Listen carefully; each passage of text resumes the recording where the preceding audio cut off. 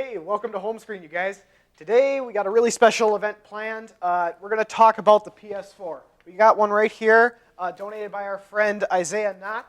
We got to take good care of it, so there you got that. We're going to try and do this new segment on our show. What we're going to try and do is showcasing. Yeah, Every every so often. Today is the PS4. Well, to start out. Recently, these new consoles have just been, have just come out. This was like last year, correct? Yeah. Yep. Been out for roughly a year And now. now a few games have come out for it, and everything's starting to get underway. The older consoles are starting to fade into the distance, and now we got the PS4. I guess we can start out talking about the controller. If you take a look here, this controller, it's a lot larger than the PS3. Mm-hmm. It has a more ergonomic design. It's larger. That's the biggest thing, because with the PS3, it always felt like the controller was super, super, super small. The PS2 controller was really small Yep. too. They're basically the same controller. The original PS1. Let's be honest here. They have this light bar, to be special or something. It just, of the next generation of controllers, it is my favorite. I do really like it. This controller fits to my hands very, very well. Again, I like it a lot. If you notice up on top here, it does have a touch screen, which is, it's not really a screen, it's a touch pad, if you see along right here. It's basically 2 extra buttons and a bunch of extra things. A lot of people use it for map scrolling, and if you press on here, it brings up menus in some games. Yeah. You have that. Pretty much. Jake, I know that you had a PS4 in the past, or PS3, in the past. Yeah. And I know you've played the PS4. How does it differ? I don't know. I like the PS4 look and feel. Honestly, I've been playing PlayStation for my whole life. I'm a PlayStation guy, but I'm not gonna lie. I actually like the Xbox controllers a lot better. Oh yeah. They feel a lot better. The triggers are a little bit different. I still feel like this controller is a little bit small. I like the analog sticks where they are. I feel like the analog sticks are better than the Xbox ones, but the buttons-wise, I think the Xbox looks better. Just the size looks better. This seems kind of awkward. The touchscreen is really cool, and I think it's kind of sweet, but it's just kind of awkwardly big and Yeah. I don't know. But I've always loved where the analog sticks are, because whenever I play on the Xbox, it's kind of like goofy or But when I play on this, I feel like I have more control, but it's a little bit smaller. If it would have been in between, it would have been just fine.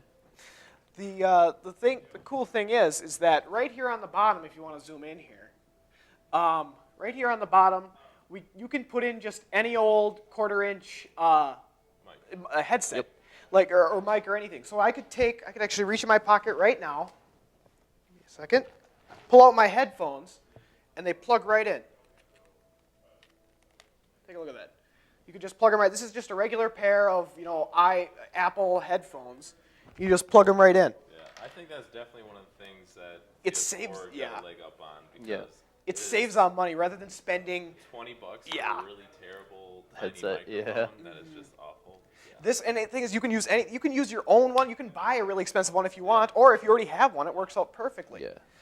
Another cool thing about this is, like the Wii, it has right here. I'm not sure if you can notice that. It has right here.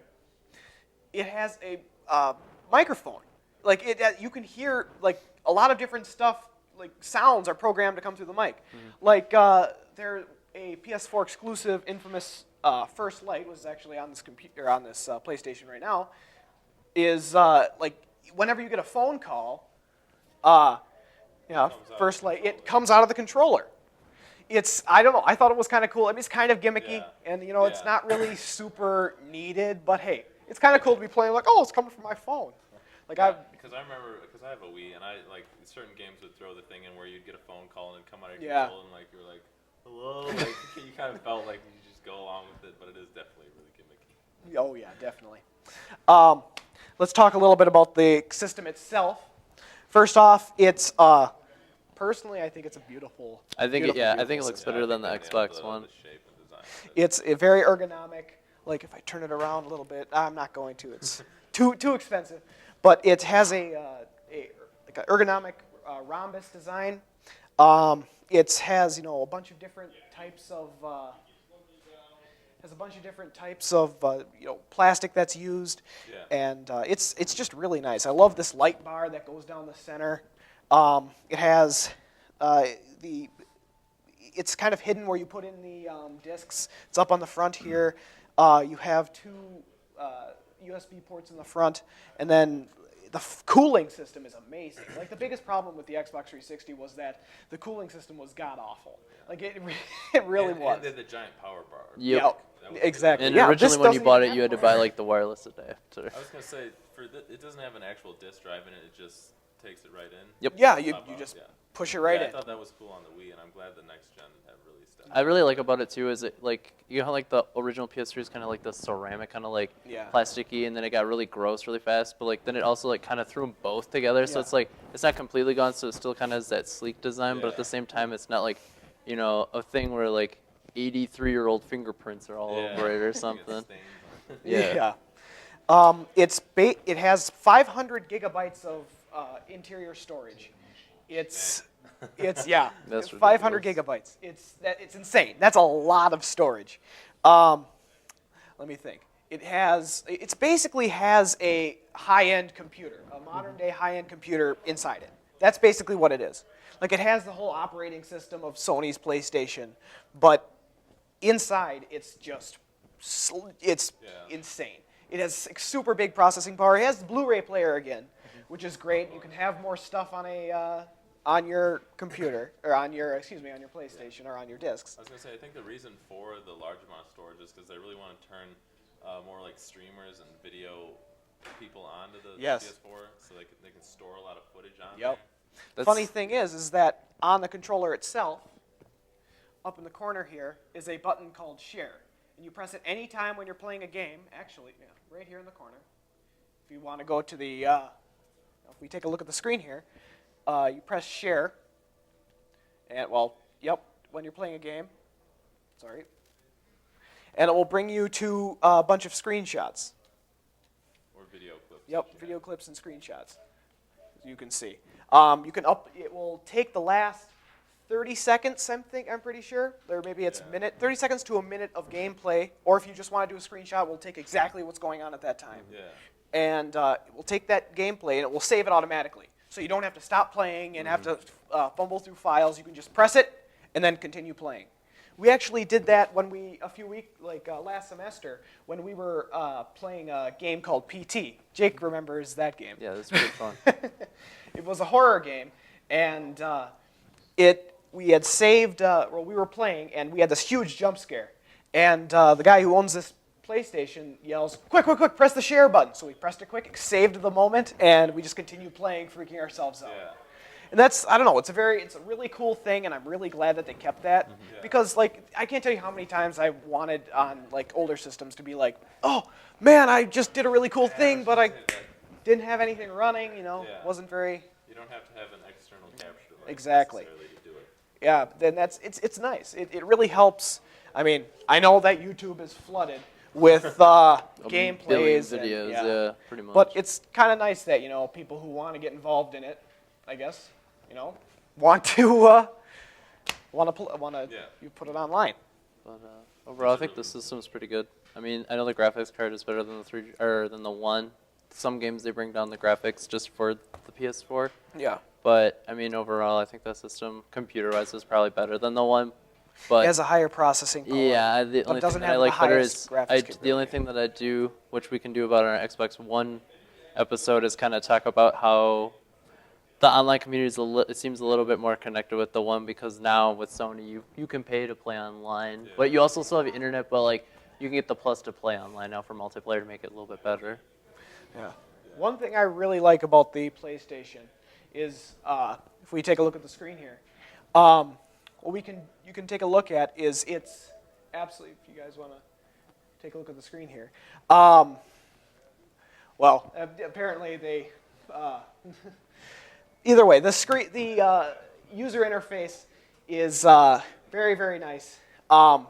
It's I really like how it's set up with the little blocks and such. Now we're back. If you take a look here, You can just scroll through all the games that you have. It really focuses on games, which I really enjoy. Like that's what I like instead a lot. of throwing all the other applications in there. Like, Yep. Yeah, making it look like a Windows 8 or Yep. something. Yeah. Now, don't get me wrong. Xbox does have a a lot of like kind of a similar thing to this, but I don't know. I just like how it's focused on games. Like Yeah. it's It's a gaming system first, Yes. and like a multimedia console. not a multimedia console first, Yeah. and then it's a gaming system with it. Yeah. But that was pretty much the PS4 showcase. So Yeah. we'll head back to you right after this commercial. Balance sur la cadence, on lui souvient ses hanches au bal du dimanche. Danse, que la fête commence. Dans ma belle robe blanche, je suis ton chou. You didn't give up on sex. Don't give up on birth control either. There are more methods than you think. Find yours at bedsider.org.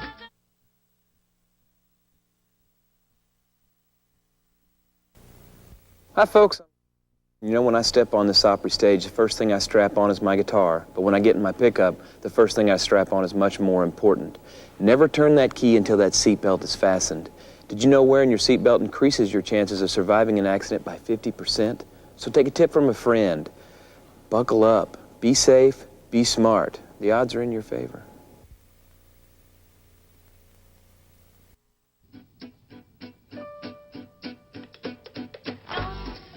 Balance sur la cadence, on lui souvient ses hanches au bal du dimanche. Danse, que la fête commence. Dans ma belle robe blanche, je suis ton chou. You didn't give up on sex. Don't give up on birth control either. There are more methods than you think. Find yours at bedsider.org. Well, welcome back.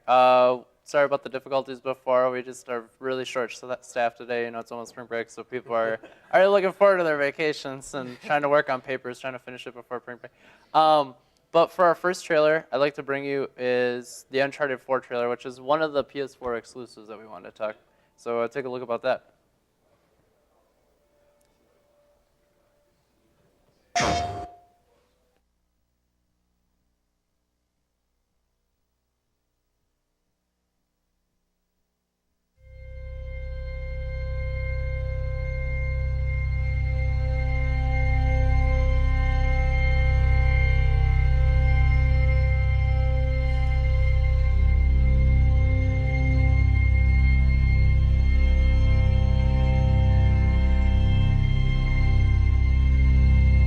So, what do you think?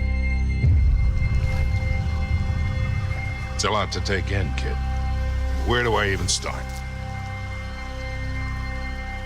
You've been out of the game for a long time. Or maybe I need to remind you the kind of people we'd be crossing here. Sully, I know the risks. But come on, it's a surefire plan. Yeah. If there's one thing I've learned in all these years, it's there's no such thing as a surefire plan. I don't really have an option here. You know that. Yeah, maybe you're right. I've been out of the game, but I need back in. So can I count on you? One last time?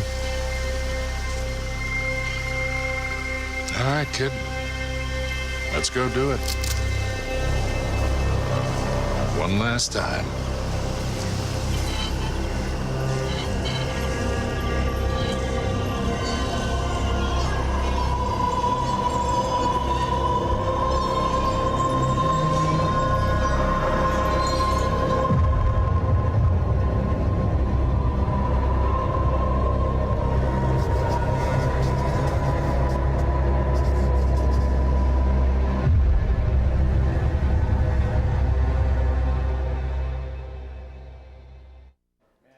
I have to tell you just before we start talking about Uncharted, I loved the first three games, and I'm just looking forward to this one. Like, really Obviously, bad. a really cool trailer and a really cool game as well. Yeah. I think.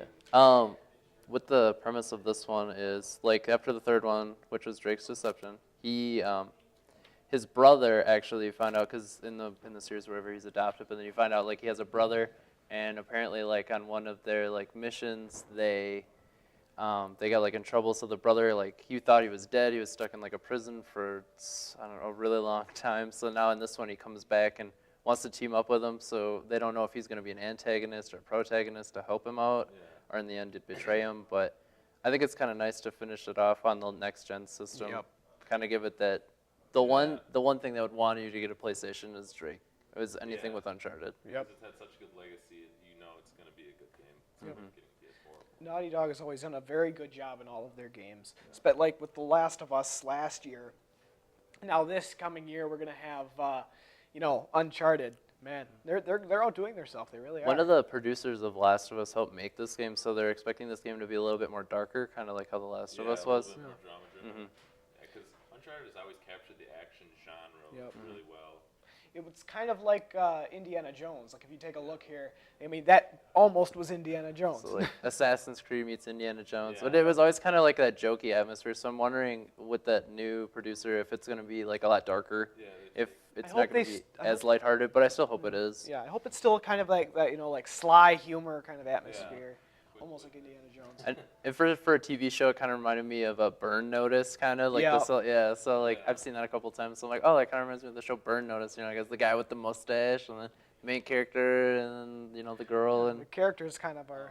Do you guys know too much about the game? Is it like open worldy? No, it's not. It's just straight story mode again. It's a straight story, but the world is semi-open, like how the older games were. There's not a direct route to each mission. Yeah, there's not. Yes, but it's kind of still kind of funneled.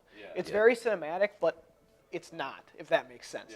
It is, but it isn't. So, like that's kind of a crappy way of describing it. But if you guys understand, it's a set direction, but you can like take different routes to it. That's basically it.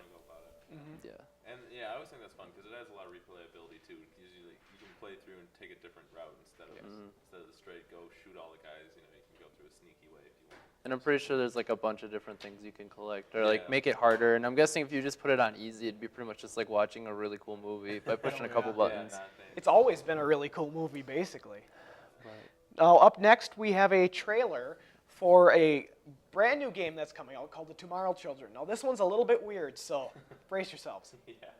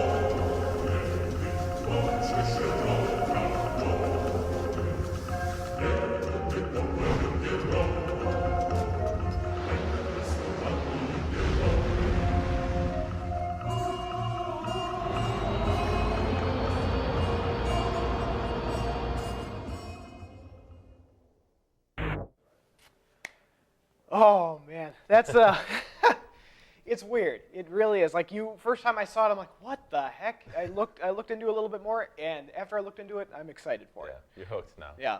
basically. Dwight just found out about it yesterday. Yeah. And what were your first impressions of it? It's definitely out there Yeah. as far as what it is. It's kind of like Minecraft meets Something else. Sort of like something thing. Sims. Yeah. I was thinking Yeah. like Kingdom for Kieflings almost. Yeah, like yeah, that makes You walk sense. around. Yeah, the whole premise of the game is you're. Well, I'll explain it. Yeah. It's a super convoluted story. Basically what it is, the whole backstory is that in the late 60s, Russia tried doing this experiment that would not meld everybody's minds, but have everybody, think the same because communism. But it went horribly wrong and caused everything to be the same, the entire world to be the same and to meld into this one void. Like the minds of all humans are just in this void.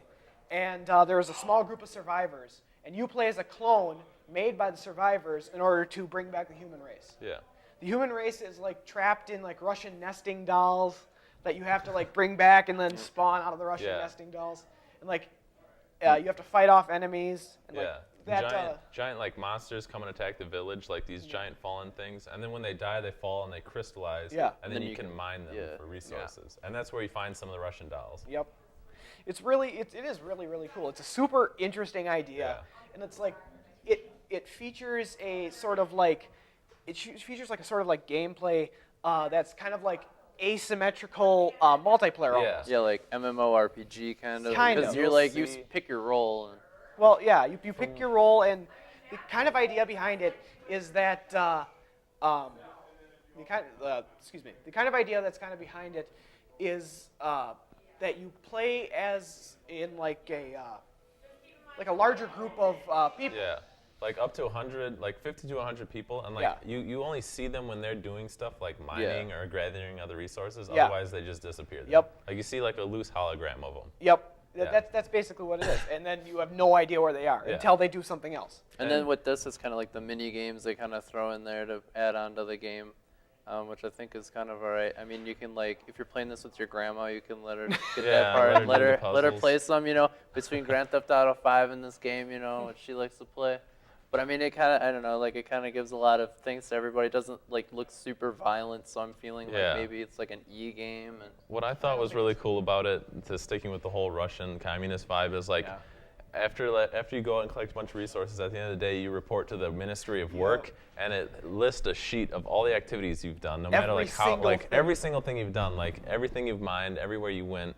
All that stuff, and then you get rewarded for that. You get like your paycheck or whatever, and then you can go spend that on like upgrades, like a new pickaxe, like a jetpack. Like I saw a thing where a guy waited for like 5 seconds. Like he just stopped and he was like going through the menus and he like went to the pause button. Later, when he went to the Ministry of Affairs, they said you were idle for 5 seconds. You got docked pay, and I'm like, oh my god. Yeah, there's a lot of cool, like, kind of quirky items. Because they had a demo and a beta for this where they had the alpha testers. And like, I guess everyone in the alpha just went crazy, and they really loved it. They built a bunch of cool, like, huge stuff. They all worked together really well. They had some cool items. One of them was like an umbrella you can get, and you can kind of Mary Poppins your way around stuff, like just float on down. It kind of has it's a very dark like thought. Like the whole world is like basically destroyed, and the only hope is Russia. So that's not a very good thing. But but at the same time, it kind of has that tongue-in-cheek humor. Yeah. I don't know how to like judge it. Either way, though, I am excited. Yeah. I could just see, I don't know, because we've only seen alpha stuff for it right now. I could see it kind of being buggy unless they work everything out really well, because it is pretty ambitious, or at least it looks like it. But it looks like it seems runs like a fine. lot to add on. Yeah, it seems like it runs fine now, but I don't know. That could just be what they're showing us. Maybe. Like of what I've seen on the internet, it's not been, the bugginess has not been very, Yeah, prevalent. Yeah, not been very prevalent. But again, they said they're going to add so much to the main game. So when you add more stuff goes wrong. Like just look at SimCity. Yeah. But yeah, there's the umbrella. What we'd like to do before the show is over, because we only have a little amount of time. Last time we had the nostalgic episode, so we also had our recommendations that were nostalgic, kind of like games that we've played that not a lot of people know. Yeah. But kind of like games that we, to ourselves, they're nostalgic, but other people are like, I've never played that game. I don't know what you're talking about. So, Dwight, you're up first. Yeah. So this is a game I played on the GameCube. It was one of the first games we got, known as SSX Tricky. Now, pretty much what it is it's a really over-the-top snowboard trick game. you go down these ridiculous giant slopes, and you play as like one of 8 different characters who are all really funny and creative. And you go off these big jumps and you do crazy tricks and you score up trick points and you can do uber tricks, and it's just a really fun time, and it's really fast-paced going down a slope. I mean, snowboarding games that I've seen, I feel like they're modeled after what this did because it did everything really well. I've played that too, like on the PS2. I always remember the Afro guy. I always Yeah, picked Eddie. that guy because he's cool looking. Max, what do you got for us? I got a little game called Tropico. Now, this game is an well, it's kind of an RTS, kind of a city builder, mostly a city builder. But you play as a dictator of this little island, and you do everything. Like you're the absolute power of the island. You build everything for your people. You make sure that they don't rise up and become rebels and kill you, which happens more often than not because usually I'm a terrible leader. But I had so much fun as this game. I originally bought it from Menards. Think of that, Menards. I bought it from way Your back gaming in the hub. day. Yeah, your gaming hub. And way back in the day. And I played the crap out of it. I loved it. I never really knew what was going on. Recently, I bought the HD remake because I'd lost the game. But it's so deep. And it's so much fun. Like you can go into like every little aspect of economics, and it's. If you're a micromanaging nut fan, like this is your game. Oh yeah, yeah, it really is. But for my game, I had a game that was kind of like Pokemon. I played Pokemon. This is a game randomly my dad bought one day. I almost impulse bought this on Amazon when I put this on our show, and then I canceled my order. It's called Jade Cocoon. It's kind of like Pokemon. I mean, you're like this. The story. It's like a really Japanesey kind of game. The soundtrack is amazing. It won a bunch of awards. I finally found this game for $20 instead of $90, like it normally is.